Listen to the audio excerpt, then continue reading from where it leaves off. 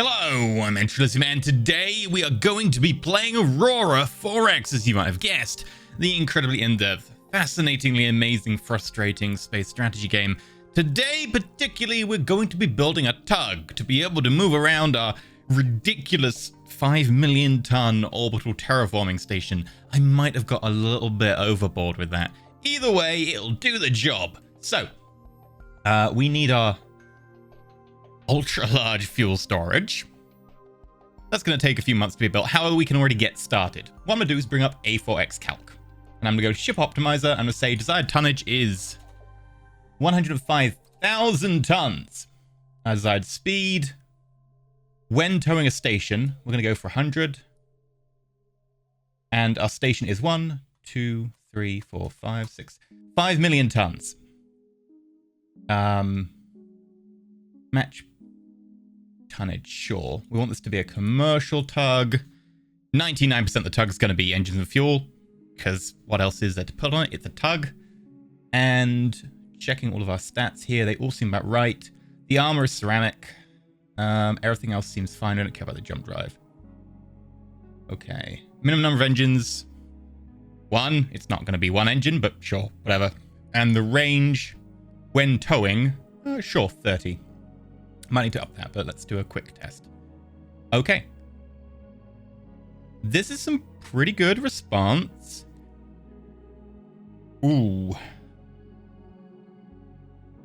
Not really making full use of that maximum engine size, are we? No. Best we get to is chucking on 0.5 with 22 very large.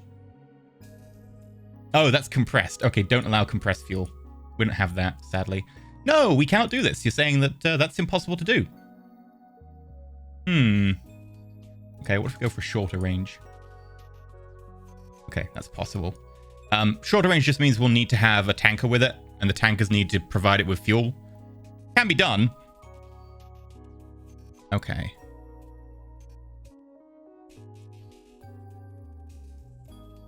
This is looking a bit better. We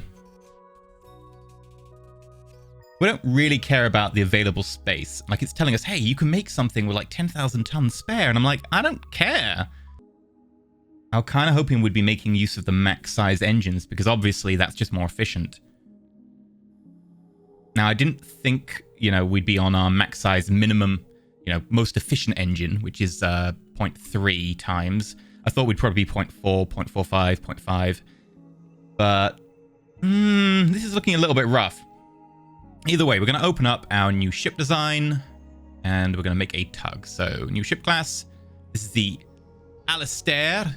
Alistair, you are now a tug. A pretty damn badass one at that. Tug. RST tug. There we go.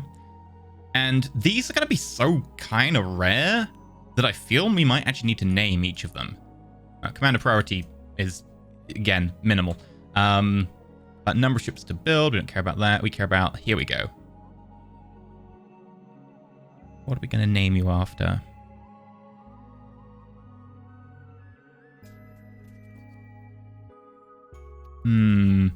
Sci-Fi authors? Scandinavia? You know what? Scandinavia. Yeah. And the prefix is going to be the G1 because it's the first generation of tug. And then select random name from theme. Sure. Okay. Now, here's where things are going to get funky. However, look at the amounts of fuel we're talking about. We're talking about like 22 million fuel. 30 million fuel. I mean, the amount of fuel we have at Earth is less than 80 mil. So this will be taking over a third of our fuel, possibly. That's just shocking.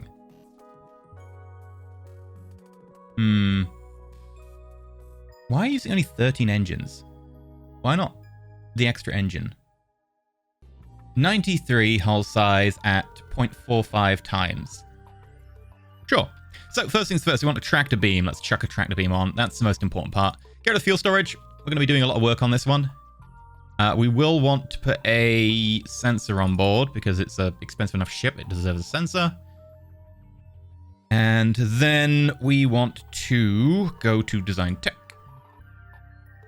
Engine, magnetoplasma. We're going to go down to 45%. And then the size is 93. Very specific size. Bit weird. Kind of wish we could just do the, max size type thing. Okay. I wonder if we could do this. Yeah, so let's ramp up, go for the full size. It's also less, specific for one ship. So we'll put this in. FPH is 21.7. And then mass is 5 KT. Oh, and then we need a company name. Strain Engines Limited. I'm going to put this afterwards. This is our new format. Instant. Done. And then Crash Tech. How many do we think we can get in? We're going to need at least 4 ultra larges, which is... ultra larges are maybe bigger than that. We might need more engines, but what we can do for now is we can just say, hey, until we've built the ultra large, how about we just build, say, a dozen of these engines? Maybe more? Okay, we'll go with a dozen. So we'll go over to our industry. Is here. Components. We need to go 5 seconds forwards. We'll say, hi. I would like to build with 20%. Let's just say 12 for now. And then we'll bring down the engines that we put in last time for the freighters, because they can, last a little bit longer. And we'll put this in, because this will be done much faster, because it's only 12 engines. Whereas this is, 130 engines. And that'll be done in August. Oh, sorry, September. Yeah, all right. And then when those engines are ready, we'll put those engines in this tug, and then we'll build the tug. And that should cut the production time massively. Because it's really just engine and fuel tank, but fuel tanks are cheap to build. Okay, we have 2 compact kiddies. Now, this is where things are going to get fun. Right, cargo fleet. Refresh. We're going to detach. Detach. We're going to go to Jazza and see if we can make contact with those aliens. Come here. Jazza, Jazza, Jazza, Jazza, Jazza. All right, it'll take you 82 days. When you get there, we'll see if we make contact. If we can't, we're going to have to go looking for them. And apparently there's fighting every now and again. Still? This makes me worry that, there's a massive war going on and we just haven't really ran into it. I mean, other than popping into Lewis. I guess that one time in Lewis we did pop into the war, right? That probably was the war. It feels to me like a war with how much this happens. I've cut most of it out for you so you don't see it, but it does happen quite frequently. And then for quite extended periods of time, not just one-off actions. So it makes me feel that there's big battles going on that we're not privy to. Okay, we've produced all the engines for the tugs. We're now producing the engines again for all of the other ships. As expected. You're still growing. What was this? Dragon Man. Ah, right. You can now retool. For the Jagannath Mark II. Get on that. It'll take you until January. At which point we can start using those drives we have. Now, how long until we have our xenoarchaeology? Next month. Okay. Alright, we're in system. Can't see anyone. So I guess let's go try and find people. There are 3 jump points to go through, but this one has a wreck on it. So I'm kind of thinking maybe that's the right one to go to. So let's head to jump point 1. Transit through. Do-do-do-do-do-do-do-do. And we got our ultra-large fuel storage. Perfect. First things first. Let's go to our research and logistics. What do we want to do next? We need the refueling hub. Straight up. We have 25 research labs available. Darlene. That will take longer than I'd like. Maybe you'll learn about more refueling hubs in the meantime. Don't know. Anyway. Let's put 2 more onto this. Because that way, once we're done with you, we can immediately queue up. Moving on to the research rate buff. And you can only have 10 labs, so it is what it is. It's fine. Meanwhile, let's also buff the jump drive. Actually, no. Defensive systems. We kind of stopped doing the armor, didn't we? Yeah, let's start on the armor again. And that's going to take until 76, which is unfortunate. Our control speed rating is going to take until 77 anyway. Probably design parts of the ship and start producing them before we bolt them all together when the armor's done, maybe. Yeah, that's probably going to be the sort of point where we start doing that militarist stuff. Let's go speed up the fire control. Okay. What else do we want?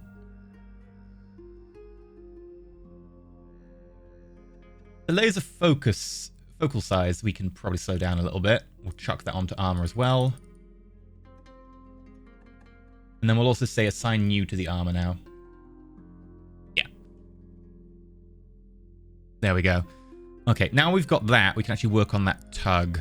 So, hello. We would like to chuck on ultra large 5,000 tons. 1, 2, 3, 4, 5.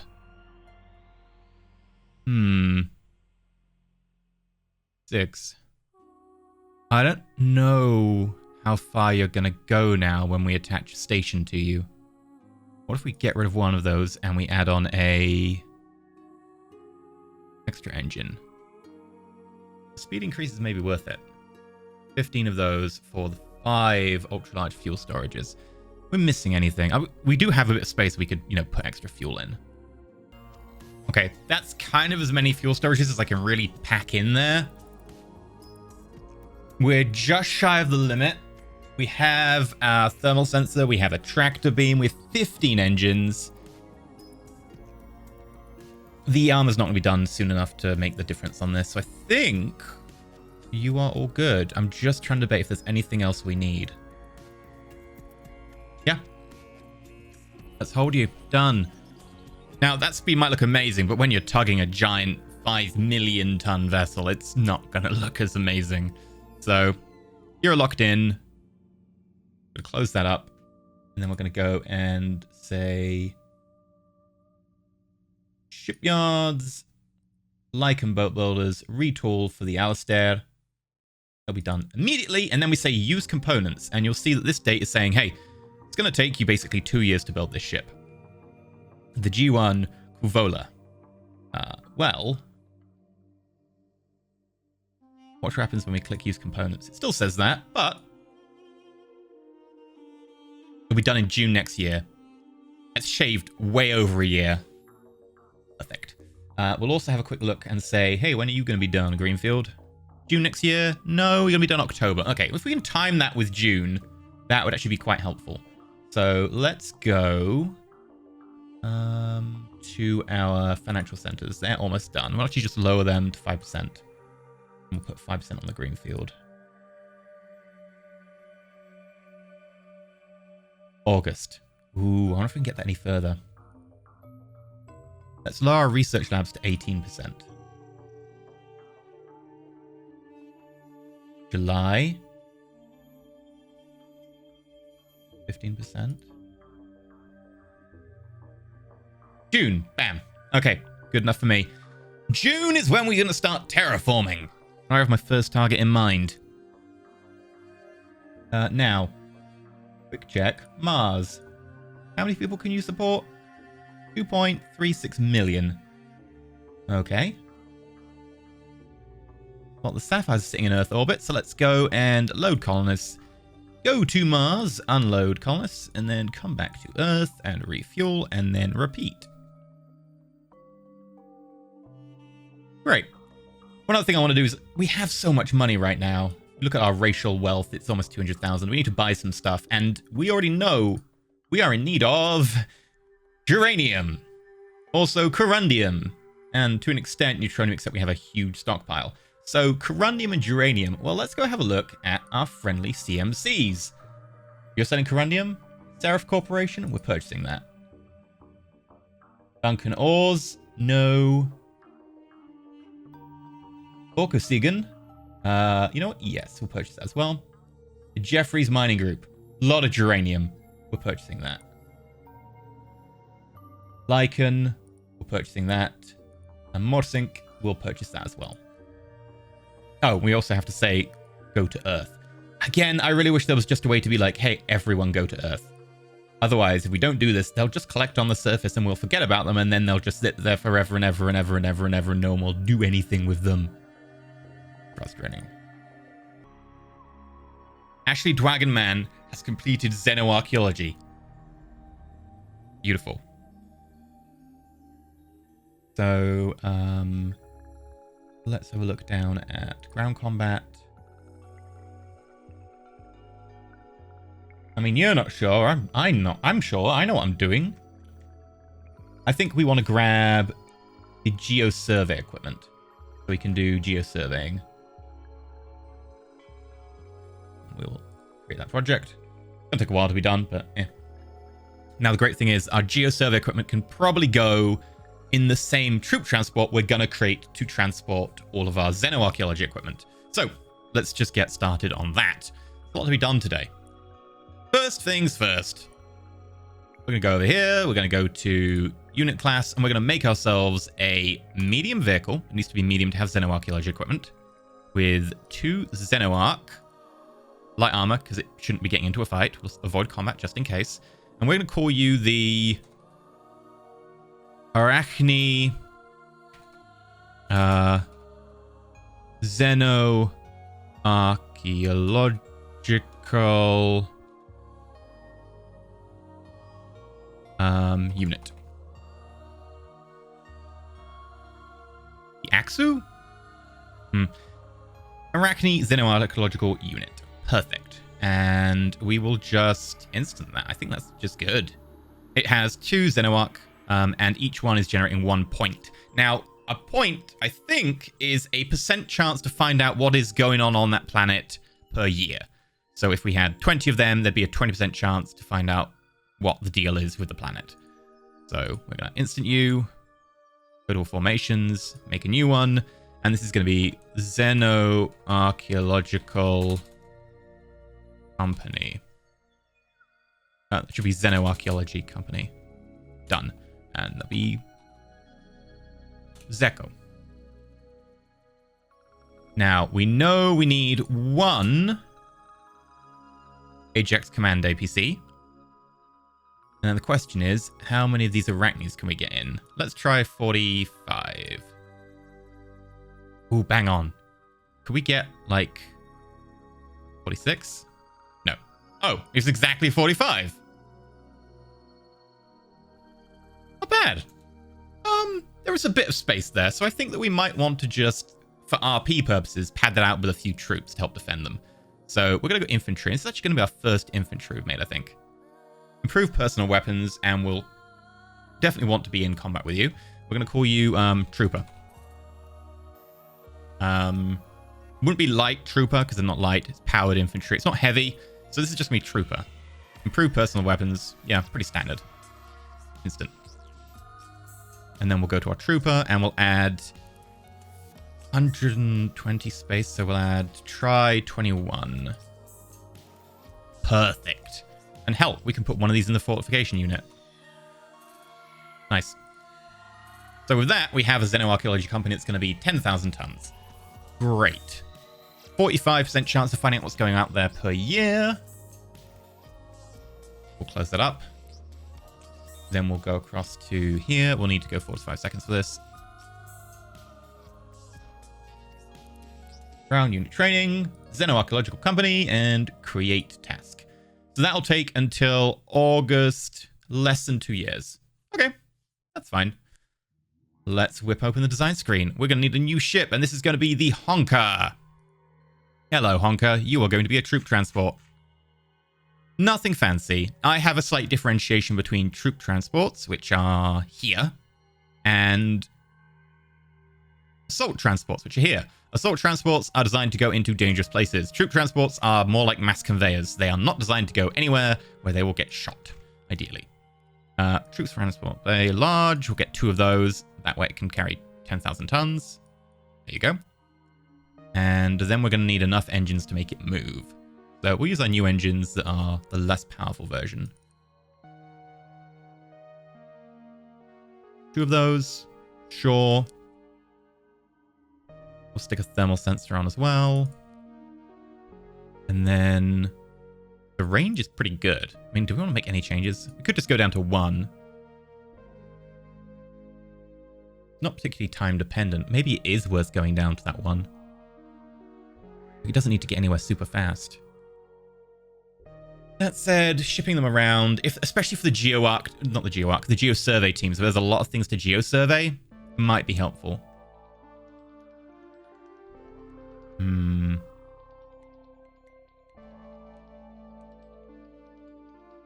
Could also use the slightly more powerful strain engine. We can get some serious fuel out of that. And this troop transport will be very nippy. At least for a commercial craft. It will need... where is it? Cargo shuttle bays, because that's how we're going to take people from the ground to space. That's how that works. We don't necessarily need that with, say, a drop bay troop transport, where they basically, like, drop people with ODST pods, like, from orbit. That's the best way to assault planet. We don't need this. This is not a problem. But do we want the more powerful engine? Kind of tempted to say yes. It is going to eat more fuel up, though. You know what? Let's keep it cheap. We don't need that.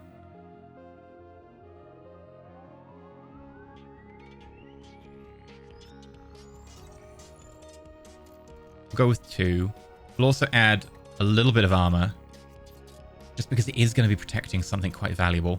And I think we will increase the amount of fuel, because that way we never have to bring it home. It can just stay out there.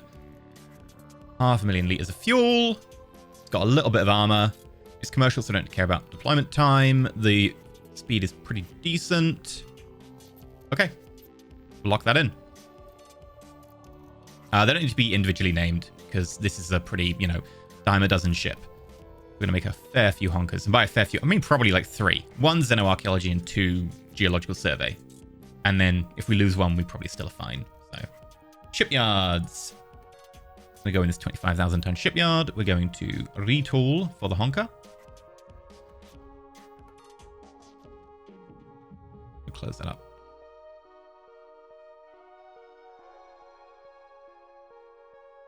Okay, Kitty's getting close to going through this jump point now.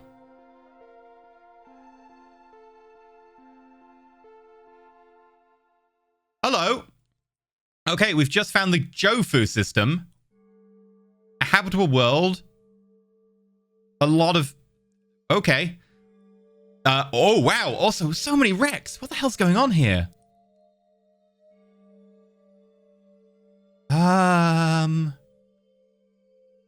Demanding our forces leave immediately. Oh. This is probably their homeworld. Oh, wow. Yeah, this world is just perfectly livable. That must be their homeworld. Slightly higher gravity, slightly higher pressure. It is tightly locked. Oh, damn. Look at that max pop. That's far more than Earth. Wow. Look at everything else here. There's a number of really good habitable places. It is their homeworld, though. And they've got 3 stars. Ooh. With more livable places. I mean, low gravity, but... This system is more interesting than Sol. It has 19 planets, well over 120 moons, almost 120 asteroids. Only has 1 comet. Okay. Right, this is their homeworld. We're gonna leave now. So, a few things about diplomacy. Number 1. Aliens hate it when you go to their home system. Number 2, don't send a military ship. Number 3, the bigger the ship, the more angry they will be. They'll probably even be angry about a tiny diplomatic ship, but the idea is the diplomatic ship can probably make them happier than, the speed at which it's making them unhappy by being there. In the homeworld, though, we're definitely gonna, go with the whole let's not do this thing, so. But look at that. Look how many wrecks there are. There's wrecks here at this. What the hell this is? This is a planet. There's wrecks all around here. Load of wrecks around here. Where's their homeworld again? There's a lot around this 7 place. No.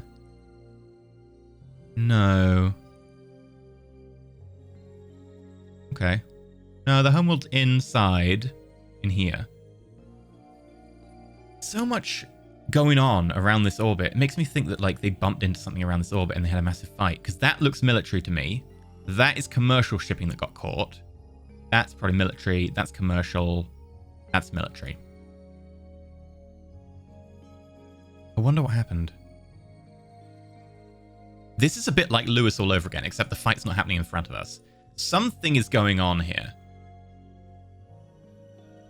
But we have to leave, so out we go. It was very nice talking to you. What the hell is going on? We're going to go back to Jazza now. I'm guessing they might follow us to be like, hey, what are you doing? Okay, so far. What we might do is have a look through these other jump points in the Jazza system. Just see if we can find a place that belongs to them that's not a homeworld, so that we can just sit there and they'll be like, okay, you're okay being here. It also might answer questions about what the hell's going on. Bit dangerous for a diplomatic ship, but possible. So I'll stick around here a little bit longer, see if someone pops their neck in. Because I know they like this system.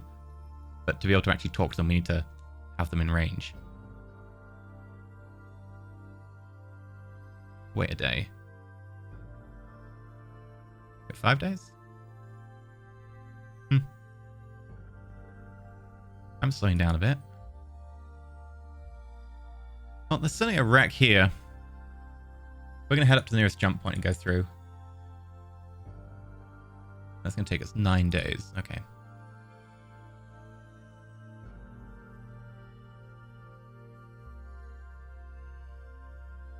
Oh, hello. Discovering new ships in Jazza. And then we just popped through somewhere? Oh no, they're here. Hi. Hi there. Sitting on the jump point. Interesting. Oh. Whoa! Nuclear detonations? What the hell? What was that?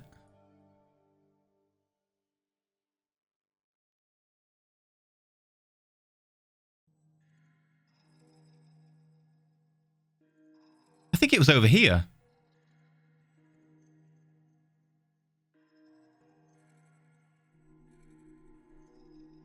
Up here. Something is going on up here.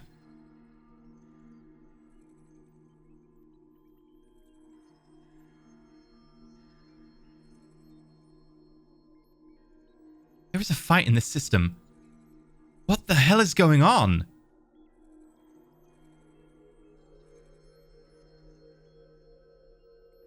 Change course. We need to find out what's going on. There's a wreck there, and it just dropped life pods. I think they're having there's a full-on war going on. The Grosvenor Protectorate are fighting someone. New plan. Grab those life pods. We can be there in 9.4 hours.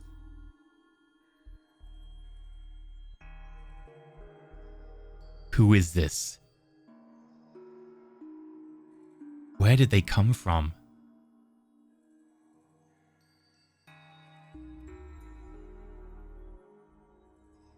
New alien race detected in Jazza.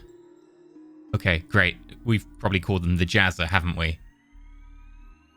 Yes. Hello. I don't know anything about you. Swedish Regents. We need to come up with like a better name for you. Let's go with Chaos. We can actually like come up with a name for each of your... Oh, it's themes for your ships. Yeah.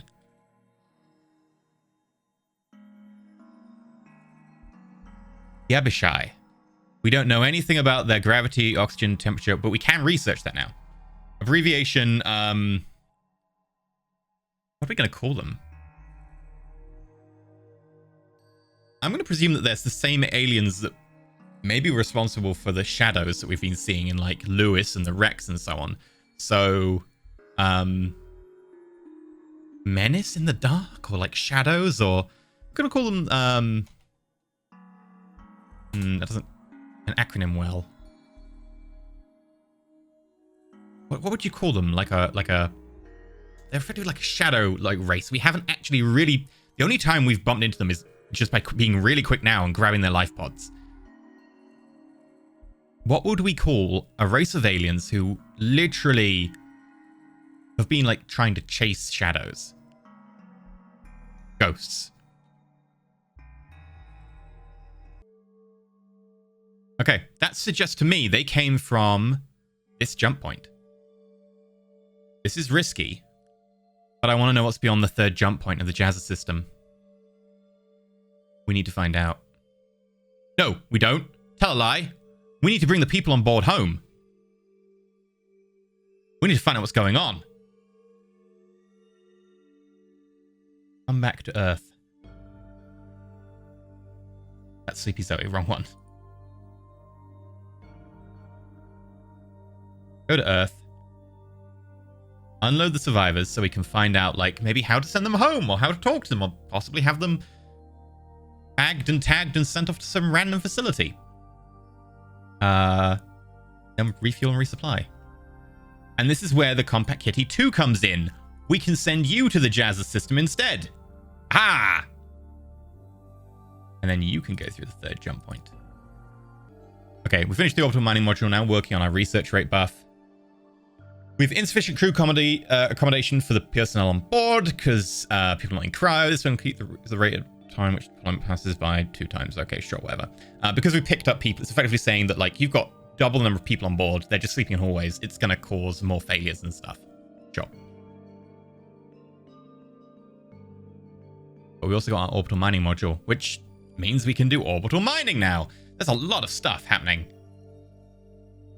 This has been very interesting. Okay, let's go over and grab a new ship. Okay, you are aiming to be 85,000 tons. You're not anywhere close, but you're aiming to be there. Let's make a new ship. It is the Back Demon.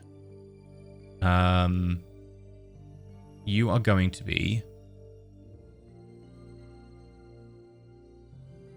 orbital miner. Oh. Orbital mining platform, orbital miner. There we go. Now we could go with the morning platform idea, and that would be fine, but we need a tug to move it around. Do we want to do that? Might be easier just to have them stay in orbit over a planet and then eat up all the resources and then automatically move, using one of the orders which is like move to asteroid with mineable resources. That said, we'll have to then manually go and collect every resource. Whereas if we use an orbital miner, like an orbital mining station, we can just tug it around. Maybe just build another tug for the purposes. Okay, I was going to make this a ship, but thinking about it, the annoying thing is, and I'll show you this, standing orders. This is what has made it really easy for us to go and explore and stuff. We just give them standing orders to go survey all the grav points, go survey all the mineral things, and it's done that. Well, there is move to asteroid mineral source. And I'm like, perfect. Well, get us to do that, and then wait, what do we do with the minerals? There must be one that's like pick up minerals and take home, or pick up minerals and put in cargo bay. There isn't. You can get it to go to an asteroid mineral source, and it will drain the minerals there, and then it will just move. And it'll do the next one, and it'll move, and it'll do the next one. The problem is you won't really have the minerals because they'll be left on the ground. Which is weird and frustrating and all kinds of annoying. So there are a few ways to deal with this. Firstly, we can say, hey, let's have an asteroid miner ship, give it a cargo bay, it goes somewhere, it puts down a mass driver, it does the thing, the mass driver is shooting all the minerals to a central planet, which is going to be like the hub. Great. But then we need to manually pick up and put down the mass driver. So it kind of defeats the purpose of automation. Alright, well, we put mass drivers down on every asteroid that we care about beforehand. I mean, in which case, then we're not really automating, are we? I think for us, we're probably going to have to do something to do with a station. And then what we'll do is we'll target in position, and we'll have a freighter that just goes and collects minerals every so often. You know? Or, hey, once it's done, we'll have a freighter just do some runs until it's done. Something like that. And it's, you know, still micro, but at the end of the day, it is cheaper to build the orbital with industry than it will be to try and stuff this thing into a shipyard. And it does mean that, you know, while we're waiting for this Duncan shipyard to be done, we can be building it. Like, we don't have to wait for this to be done. We can just start now. So we're going to mark this as a no armor, which makes it a station. And then we're going to get to work. We want an orbital mining module, and we want one of these. One of these will do 14 tons per mineral per annum. Same as an automated mine. It uses a lot of corundium. 120 corundium? How much does an automated mine cost?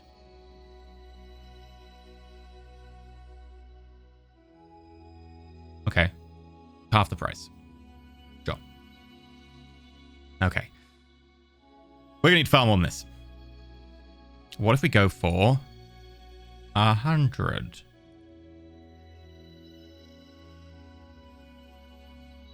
This is a 509,000 ton station. That seems reasonable to me. Now, there are a few things we could do with this. We could give it a cargo bay, chuck a mass driver in there, and that way, if we ever put it in a system where that's important, we can always just say, hey, pick up the mass driver, put down the mass driver, pick up the mass driver, put down the mass driver. And like that way, if it is in a system where we're wanting to send them to a planet, we can deal with that. Might also be reasonable. That way we can just send it to a planet that is going to be collecting this stuff. And that way we don't have to send a freighter to a different planet every time. We just send it to the one planet that's collecting it.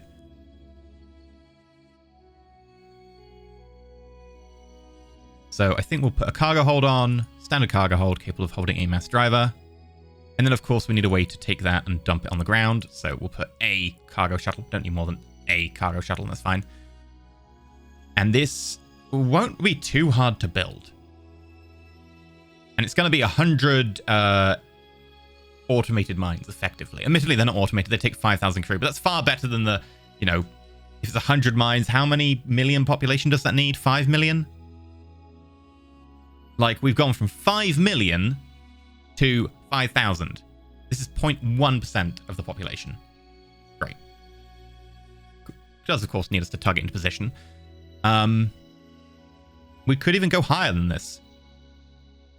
Like, this is, you know, 500,000 tons. Our terraformer is much larger. And this will currently generate 1,400 minerals per annum of each type. We could go higher. Now, bear in mind, this can't mine everything. There is a limit to the size of body that an orbital miner can mine, and you can research to increase that limit. We probably should be tempted to go like another 100 on this. Make it a 1,000,000-ton station. And this will chew through minerals pretty fast. We can put the mass driver down. How much? What's the limit on a mass driver? A mass driver can only send a certain amount of minerals. Mass driver, Aurora, 4x, 5,000 tons of minerals. Okay, it can move 5,000 tons of minerals. This can produce 2.8 thousand tons per mineral. So maybe we do go slightly smaller, just in case. And hey, if it works, we can make more of them. That's not a problem. This means we need to, you know, tug more of them around. Not a problem. Right. I'm going to greenlight it. It's commercial. It's a space station. This is great. Lock design.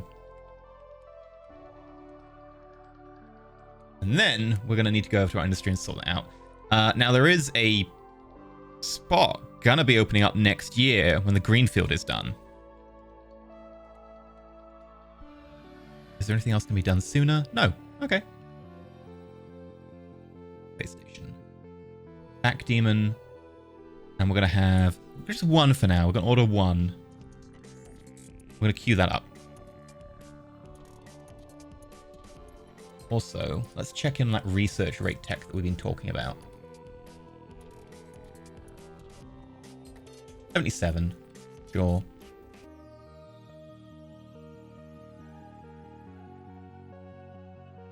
I do think we should maybe speed up the armor production a little bit. What if we cut 2 research labs from this and put 2 research labs on the armor rate? I'm just a bit concerned now that we found a new alien race. Okay, we just got our retooling to the Jagnath 2, which now means we can start updating our Jagnaths. So, what are the Jagnaths actually up to?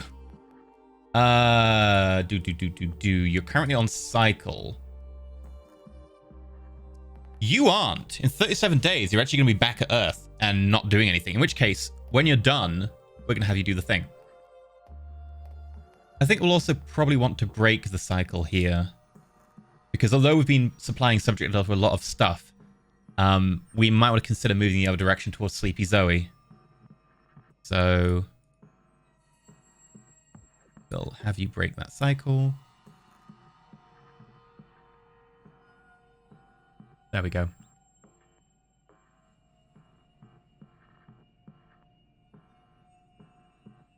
And then I think we'll also add a extra slipway. That way we can produce single Jagnath so it can be used to like take mass drivers around the universe and stuff, rather than having to worry about producing 5 batches at a time, or not building a 5 because we're building a 1.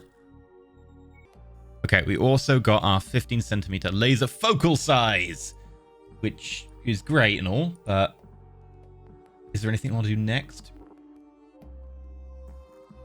Energy weapons, energy weapons, energy weapons. Honestly, particle beams might be tempting, but I feel that I'll have to be the next gen. I don't think we can split our focus too much. Near ultraviolet laser? Yeah. That's only 4,000. It might be done in time to be used on this batch.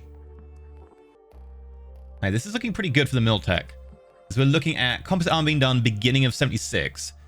Near ultraviolet laser would be a bit better if it could be faster, but that'll be done just beforehand. Jump drive efficiency is going to be done well in advance. Get to May 75. Sure. This gives us a bit of flexibility. I think we will actually put that to December 75, because that way we can get the jump drive quicker. Because we can always build jump drives in advance. Building the components in advance is probably going to really help us out here. We have a really strong industry, and it would be kind of foolish not to use that industry to buff our shipyards.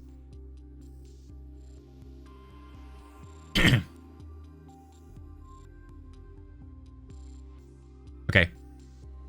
We have Jagnath saying, hey, we've completed our orders. You're actually on the way back. You're actually there. Okay, we'll start work on the Jagnath Fleet 2. We would like to... Actually, let's do a quick check. How are we doing with those engines?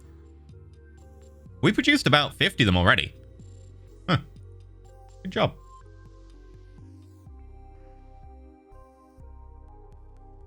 Using components, let us auto refit from Jagnath to Jagnath 2.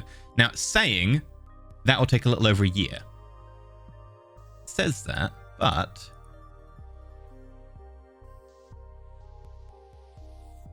it's only going to take a month. Less than that. Because we've already made the engines. This is fantastic. We've basically got something that's going to say, hey, 13, 14 months to be like, less than a month. Perfect. That's really helpful. Because I don't really want to have downtime on our cargo fleet. Saying that, we're going to have downtime on our cargo fleet because you're going to come home and be like, what are we doing? And I'll be like, nothing. Oh, okay. We'll probably send them to like some of the Jovian moons to dump some stuff over there. Luna and Mars have got people just sitting around. Maybe just send some financial centers or something. Yeah, we could send like 30 financial centers to each. Let's just do that right now. Earth, load installation. Financial center. Luna, unload. Earth, load, installation. Financial center. Mars. Unload. And then it's got refuel and refit, so that's fine. We'll do that twice more. And then we'll just go to Earth and refuel again. Great. And you'll be back in 22 days. We've also completed our production of the buoys, which means we can actually put down more of those and start splashing them everywhere. Well, I think that puts us in a good place to end for today. We are up to 2073. We have a tug that is on the horizon. What's the ETA on some of that stuff? June. Great. We've got a terraform base that's up pretty soon. We've got the Jagnuffs that are being refitted at like an incredible rate. Like, that's going to be fantastic. There's a lot to do. But there's also the new alien race that have been codenamed Ghost, who seem to be at war with the Grosvenor Protectorate. And we've got some of their crew coming home. I mean, we don't know where else to take them, let's be completely honest. We have no idea where they came from.